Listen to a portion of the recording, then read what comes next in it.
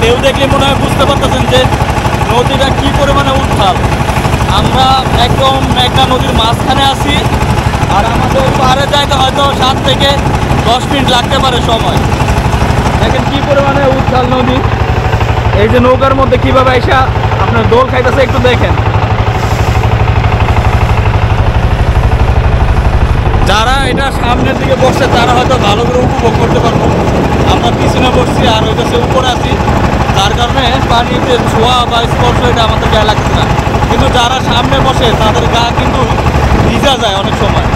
এই উত্তাল বাতাসের আর পানির যে একটা ঝাপটা, এটাতে অনেক সময় গা ভিজা যায়।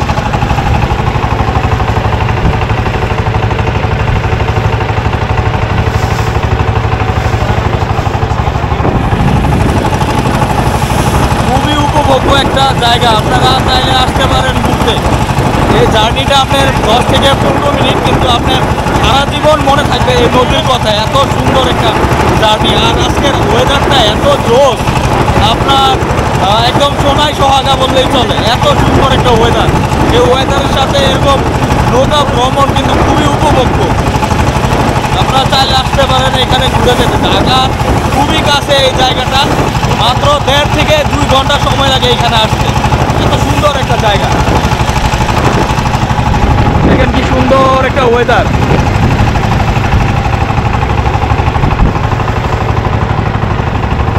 আমরা ওই যে দূরে যে একটা ঘাট দেখতেছেন, ওই ঘাটে গিয়ে পৌঁছাবো এখন।